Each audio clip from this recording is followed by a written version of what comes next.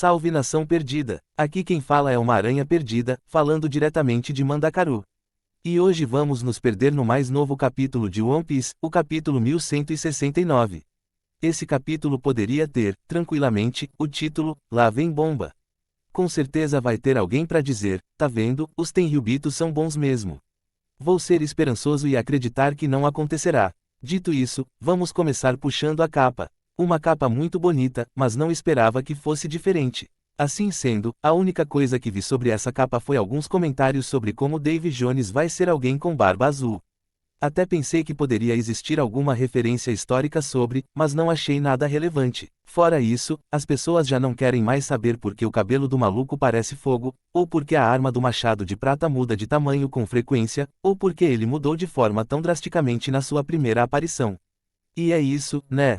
Vou sair da capa porque esse capítulo está carregado. Tem muita coisa interessante. Temos respostas e perguntas, ou pelo menos, estou encarando como respostas. Dito isso, o capítulo começa com Shanks e Gaban conversando. O Shanks ainda está sem o chapéu de palha. Me esqueci desse detalhe desde que ele apareceu na Terra Sagrada. Lá faz sentido ele não estar usando, mas aqui, em Elbaf, já se torna estranho. Mas, vamos supor que está por aí em algum lugar. Outra coisa interessante é o Gaban falando sobre o ex. Ou seja, o Shanks não foi até Go à toa. Provavelmente, ele fez como o Kuma e foi observar como o seu irmão mais novo estava vivendo. Além disso, quando o ex encontra o Shanks para o agradecer, ele se faz de desentendido. E quando o Shanks vai até o Barba Branca pedir que parasse o pivete, ele só faz isso porque era o ex. Porém, isso meio que torna a situação desses caras ainda pior, né? Sabiam sobre o ex, e mesmo assim não fizeram nada. Porém, me pergunto se realmente dava para fazer algo. Quantos dias são necessários para você ir de Elbaf ou Sabaody até Marineford? Será que isso é um percurso rápido de se fazer? O Luffy chega rápido porque usa uma rota exclusiva da Marinha. O Shanks chega lá, atrasado porque tem que bloquear o Kaido. Ao mesmo tempo, acredita-se que o Shanks sabe usar as correntes profundas e é por isso que ele bloqueia o avanço do Kaido. Se imagina que isso acontece perto de Wano, e minutos depois está em Marineford. Então, às vezes, não dava para chegar e é por isso que ninguém foi. Também não sabemos onde cada membro da frota do Barba Branca estava para em poucos dias, se reunir em Marineford. É estranho que os piratas Barba Branca tenham conseguido se reunir em papo de 2 ou 3 dias, enquanto meia dúzia de cabeças não conseguiu. Não dá para dizer que não foi estranho. Agora, outra coisa que podemos argumentar, talvez, ninguém esperava que Barba Branca iria perder essa batalha. E vamos ser sinceros, numa luta livre, o quartel-general da Marinha teria deixado de existir. Dito isso, essa não é a única coisa polêmica dessa primeira página. Ainda temos a fala do Gaban. Shanks começa dizendo que o ex será o próximo rei dos piratas. Então, o Gaban lembra que não é um título hereditário. Além disso, aqueles que as pessoas mais esperam, geralmente não chegam ao topo. E aí já viu, né? Pra você ler isso como uma mensagem subliminar, é 2 palitos. O problema é que o Luffy só é visto como o futuro rei dos piratas por quem lê. O Luffy é o protagonista, então esperamos que ele se torne o rei dos piratas. Assim sendo, a frase do Gaban deve ser avaliada na perspectiva de um nativo desse mundo. Você tem que olhar como se fizesse parte do mundo, ignorando a visão superior que leitores e leitoras têm. A partir do momento em que você faz isso, numa lista de possíveis herdeiros do título, o Luffy sai do topo muito rápido. Antes de Kaido e Big Mom serem derrotados, ninguém achava que o Luffy seria rei dos piratas. E mesmo depois que Barba Branca, Kaido e Big Mom saíram dessa lista. Ainda temos o Shanks, que se não é o número 1, é o segundo. Temos o Buggy, liderando vários fugitivos de Impel Down, além de 2 ex-Shichibukais. Fora que se acredita que o Buggy esteve na ilha final. Aí temos o Barba Negra com 2 frutas e um bando inteiro formado por usuários de frutas. Isso é uma lista só com piratas. Se colocarmos Exército Revolucionário e Marinha, o Luffy não entra nem no top 5. Ou seja, relaxa, o Oda não iria copiar Jujutsu Kaisen. O coitado do Itadori deveria ter morrido cercado de pessoas que o amam, mas isso está cada dia mais difícil. Com isso explicado, vamos para outro momento que gerou bastante assunto. E isso é o menino Harold. Sua personalidade foi ou não foi alterada. E de cara, já posso dizer que o Harold e o Kuma têm muito em comum. A diferença é que o Harold foi modificado de forma orgânica. Mas bem, voltamos lá para o castelo com Loki e Jaru chegando. Enquanto isso, Harold percebe que as coisas não vão ser fáceis, já que o seu corpo já não está respondendo como deveria. Quando o guarda tentou o acorrentar, Harald simplesmente matou o maluco. Porém, apesar de seu corpo não responder mais aos seus comandos, a sua mente ainda está clara. E ele reforça que o seu corpo está seguindo as ordens de Imu. Dito isso, achei interessante a forma de controle. Eu jurava que seria o mesmo que Shebeck, Dory e Brog. Dou-me reverse na cabeça e já era. Porém, o Harald não precisa disso. Ele já está derrotado. Não tentou em momento algum usar Haki do Rei, ele só aceitou que é isso mesmo. É inevitável, o seu corpo vai ser controlado e, para impedir isso, a sua morte é necessária. E assim, eu imagino e continuarei acreditando nisso, acho que o Haki do Rei é a única arma possível. Porém, o Harald buscou uma solução externa e isso se provou inútil. E aí, para seguir em frente, quero pontuar o porquê acho que o Kuma e Harald são parecidos. A marca do Pacto Profundo está fazendo a mesma coisa que os implantes tecnológicos fizeram no Kuma. A marca é como um aplicativo, no modo padrão, garante a super regeneração, garante passagem livre pelo abismo, que inclusive, já não encaro mais como um buraco de minhoca. Mas, vou comentar melhor sobre isso mais pra frente. Outra coisa que a marca garante é um método de comunicação à distância extremamente limpo e instantâneo. Porém, a marca, esse aplicativo também tem outra função, uma função a qual só o administrador tem acesso. E quando o Imu ativa essa função, no caso o Harald, tem todas as funções desnecessárias bloqueadas e ele se torna um soldado completo que só sabe seguir ordens. Inclusive, acredito que a Gunko é alguém que estava nessa mesma situação. Não na mesma situação em si, seria algo como, por exemplo, ela está tão acostumada a seguir as ordens de Imu que isso se tornou algo automático. Sabe quando você faz as coisas no automático, entorpecido pelo número de vezes que já fez aquilo, sem nem perceber direito o que está fazendo? Aí veio a lembrança do Brook e a tirou desse estado entorpecido. Porém, o Oda foi malandro, ele fez Imu descer na Gunko para esconder isso. Ou seja, de repente, Aida ou o próprio Hajirudin, se estivessem aí, poderiam trazer o Harald de volta, quebrando, por assim dizer, essa lavagem cerebral. E de novo, não é a mesma situação da Gunko, mas talvez funcionasse. Dito isso, não imagino que os anciões e os outros cavaleiros sagrados estejam assim, com essa função de obediência cega ativada.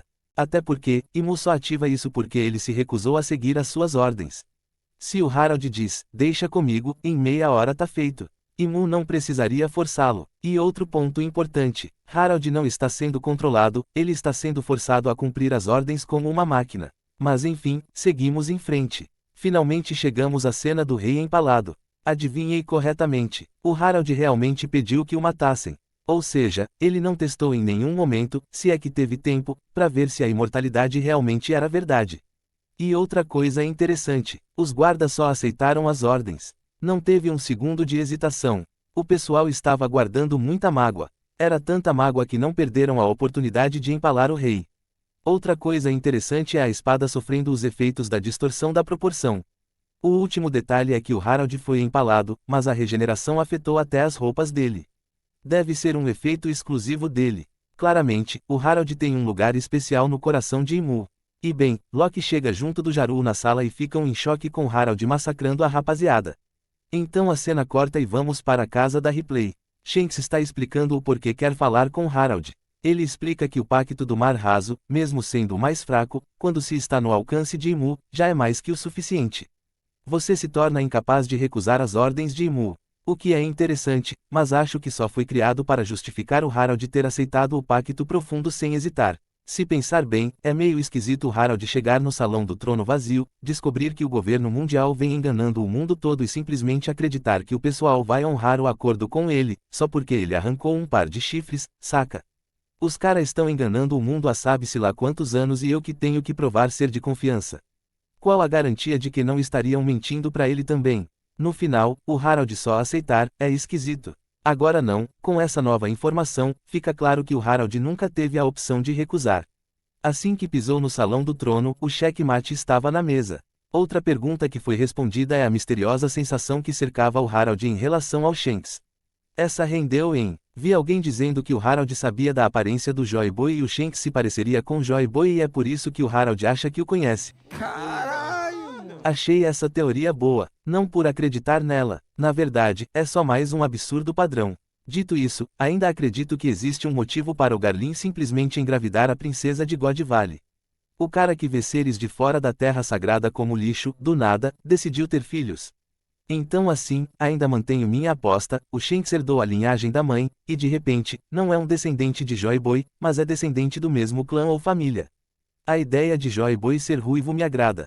Agora, se o Oda vai mexer nesse vespeiro, só o tempo dirá. E, pra fechar, é isso, o Harold conhece o Shanks porque lê jornais e viu o Ruivo como líder de um bando pirata, curiosamente, chamado de Piratas do Ruivo. E bom, depois dessa revelação bombástica, Shanks explica sobre o Pacto Profundo e o seu problema oculto. Ele explica que o pacto garante uma força inumana, imortalidade e permite viajar por longas distâncias usando o pentagrama do abismo. Por outro lado, você perde a liberdade. Imu pode falar com você diretamente, não importa a distância. Além disso, como vimos com o Harold, desobedecer uma ordem se torna impossível. Isso quer dizer que os anciões e cavaleiros sagrados são vítimas, sendo controlados por Imu igual ao Harold. A resposta é não. Se fosse, Saturno teria simplesmente aceitado a condenação de Imu. Se não me engano, quando Imu manda atacar Luluzia, alguém questiona isso. E só depois que Imu diz que já escolheu e foda-se, é que o cara responde, então tá bom. Ou seja, enquanto as pessoas aceitarem, Imu não precisa controlar ninguém. Mas enfim, seguindo em frente, temos a explosão de haki do rei vindo do castelo que atrai Gaban e Shanks. Então vemos os culpados, Loki bloqueou o Harold. O que automaticamente joga o Loki lá em cima na lista dos personagens mais fortes de One Piece. O pivete nessa época tinha 16 anos, estava bloqueando um Harold no auge, empoderado pelo Pacto Profundo. Obviamente, o Harold não está dando tudo de si, mas mesmo assim, é um feito incrível. Beleza que 8 anos depois ele vai tomar uma surra do Shanks, logo, Loki é muito bucha. Enfim, Loki e Jaru tentam parar o Harold, além disso, um guarda saiu e pediu ajuda dos outros guardas. E nesse momento tem duas coisas interessantes. A primeira é a espada na mão do Jaru, ela vai mudar nas próximas páginas. A segunda é os guardas correndo, achando que o Loki está causando problemas. Pelo menos, a dupla consegue parar o Harold, dando um momento de respiro para o rei explicar o que está acontecendo. Harold pediu que tudo seja dito, que Loki e Jaru contem o que aconteceu para o reino todo. Imagino que o Harold quer impedir que mais gigantes sejam enganados pelo governo. Outra coisa que Harold pediu é que o Loki coma a fruta lendária de Elbaf, porque ele acredita que só alguém com essa fruta pode derrotá-lo. É importante entender que isso é uma visão desesperada do Harold. Não imagino que o Loki seja capaz de vencer mesmo com a fruta. O Shebeck transformado pelo Dome Reverse exigiu que o Garp e o Roger fossem ao limite. E o Loki não está nem na metade do caminho do que foi um Garp ou Roger. Fora que, ainda acredito que as modificações no corpo dele são causadas por haki do rei, então os poderes de uma fruta não devem ajudar muito. Dito isso, acho que a frase do Gaban, aqueles que as pessoas mais esperam, geralmente não chegam ao topo. É muito mais sobre essa cena do que, de fato, sobre a corrida pelo trono pirata. Até porque, tem que sobrar alguma coisa para o Hajirudin. O Loki já levou a maior herança que o reino poderia entregar. Para o Hajirudin não sobrou nada, ninguém o respeita por ser bastardo, não tem linhagem ancestral e agora não tem herança para receber. E só vai ser rei de Elbaf porque o Loki nunca vai contar a verdade do que aconteceu com Harold. Pra sempre vai ser considerado um criminoso que matou o próprio pai. E é só por isso que ele não vai ser rei. Dito isso, acredito que não preciso elaborar o porquê Gaban, Shanks e Jaru esconderam tudo, certo? Inclusive, o Shanks trouxe o Loki de volta para Elbaf com medo dele chamar a atenção demais do governo mundial. Afinal, se nada de muito incrível acontecer, o Loki vai comer a fruta lendária. Ou seja, Imu poderia ordenar que o Loki fosse capturado. O Loki certamente não gostou dessa ideia e o resto é história. Mas bem, aqui o Pacto Profundo finalmente transforma o Harold num soldado leal. Uma máquina que não sabe fazer outra coisa que não seja seguir as ordens de Imu. O Harold é exatamente como o Kuma, a diferença é que o sistema usado para o controlar é haki. Mas, na essência, é a mesma coisa, Harold se tornou um robô. Porém, Harold é um robô inteligente. Então ele reage conforme a situação. Quando ele ordena que os guardas selem as portas da câmara, ele está pensando, tenho que cumprir as ordens, mas não posso deixar que as informações vazem. E, obviamente, não dá pra dizer que esse é mesmo Harold de sempre. Tava um pouco relutante em dizer que a personalidade dele foi alterada, mas foi. Imu baixou um novo sistema operacional onde o Harold é extremamente leal e age como um soldado deve ser. Então sim, a personalidade do Harold foi alterada. Semelhante ao Dory e Brog. Com isso dito, chegamos numa parte que pra mim foi muito reveladora. Já tinha uma teoria e agora cheguei numa estrutura mais definida. E é assim, A imortalidade vem da cirurgia perene, além disso, Imu tem um fruto do diabo, porém o abismo e os pactos não têm nada a ver com a sua fruta. A fruta do diabo tem poder de inverter as coisas. Ou seja, pessoas e frutas pelo Dome Reverse. Os pactos e o abismo são criados por Haki do Rei. O abismo não cria uma passagem ligando o ponto A ao ponto B. Na verdade, a pessoa é lançada, ou melhor, é levada até o local de chegada pelo Haki. O pentagrama tem a função de sinalizar onde o passageiro deve ser solto. Mas aí, de onde veio essa minha ideia? Recentemente foi lançado o episódio do Haki do Rei do Joy Boy. E nesse episódio é mostrado um círculo. Aí pensei, e se, de repente, o estado mais poderoso do Haki do Rei é a materialização? Quando é alcançado um nível verdadeiramente divino, uma marca é formada. Ou seja, o círculo é a marca do Haki do Joy Boy enquanto o pentagrama é a marca do Haki de Imu. Então, quando usa a marca, Imu consegue enviar ou puxar coisas. O livro invocado em Elbaf, por exemplo. Esse livro pode muito bem ser a criação de algum usuário de fruto, tipo a fruta do livro que permite o usuário prender coisas em livros. Esse livro de Imu pode muito bem ser uma criação de um antigo usuário e não ter nada a ver com os seus verdadeiros poderes. E falando sobre verdadeiro, imagino que o verdadeiro poder de Imu seja a capacidade de alterar a aparência das coisas. A Gunko com asas não é porque Imu é um demônio, isso é o poder de Imu invertendo a Gunko, como o Brog, Dori e Shebek. Porém, esse poder não se limita só às pessoas, também tem efeitos sobre os frutos. Até esse momento, se acreditava que a forma de boi-aranha, por exemplo, era um poder concedido por Imu. O que o pintava como um demônio, o demônio original ou o demônio da fruta do diabo. Porém, o Oda pode ter só ocultado uma informação. Do mesmo jeito que ele simplesmente retirou o Garlin de God Valley.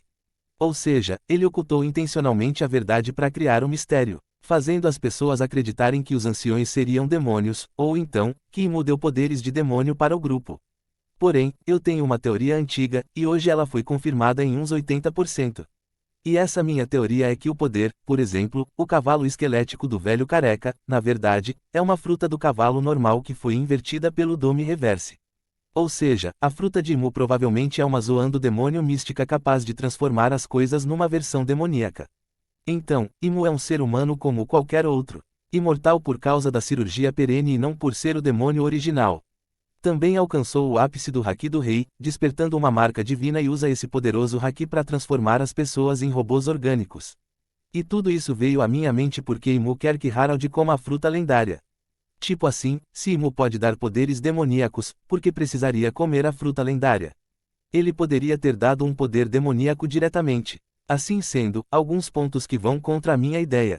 Talvez a fruta lendária de Elbaf seja muito perigosa. Porém, comer ainda não seria bom, levar para esconder ela na terra sagrada seria mais seguro. Outro ponto é que Imu pode dar poderes demoníacos, mas os seus poderes não são fortes como frutas reais. É um ponto interessante, mas não concordo muito com esse.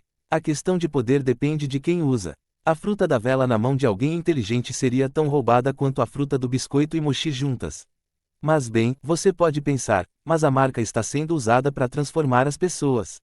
Já que o pentagrama foi usado para transformar o Brog. Pode ser uma falha na minha teoria, mais uma. No entanto, é explicável.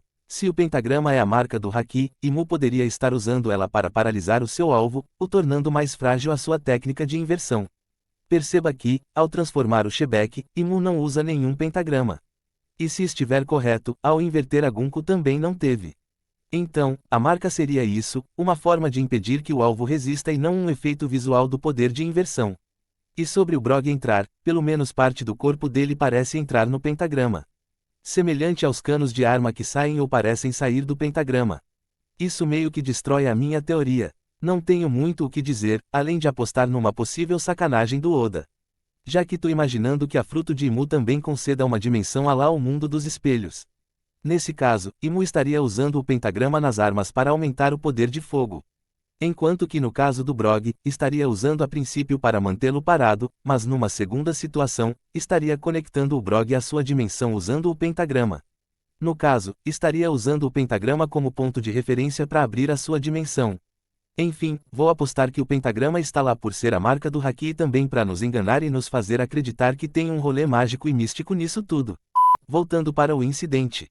Temos a cena que pode ser um erro de continuidade, já que a espada do Jaru mudou, agora é idêntica à do Harald.